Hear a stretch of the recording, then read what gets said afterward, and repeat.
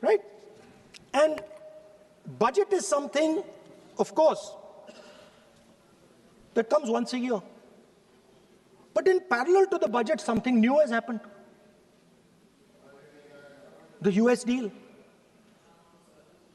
We have made a deal with the United States. Now, one thing I'd like to make very clear, and this is something that is not well understood. In a contest between the United States and China, the single most valuable asset is Indian data. If the Americans want to remain a superpower, please understand what I'm saying. It is very profound what I'm saying. If the Americans want to remain a superpower, and if the Americans want to protect their dollar, the key to that is Indian data. Why? Because the Chinese have a data pool of 1.4 billion people. And you can take European data, you can take African data, you can take American data, add it all up. It does not compete with Chinese data. So the real fight that is taking place, I'm saying what is our strength? I'm saying if India is going to go to the table, then what do we put on the table? What do we say? Listen, this is what we put on the table. And what we put on the table, it's beautiful.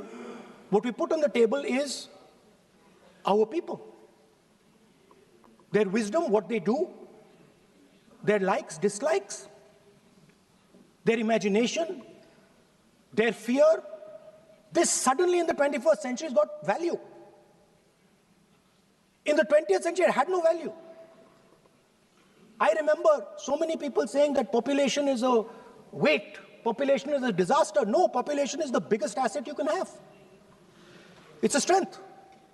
But it's only a strength if you recognize that data is important. Now, what is surprising to me? What happened in the deal? If the India alliance was negotiating with President Trump, I will tell you what we would say. The first thing we would say is, President Trump, the most important thing in this equation is Indian data. You want to protect your dollar? You want to protect your dollar? We are your friends. We appreciate you. We want to help you protect your dollar. But please remember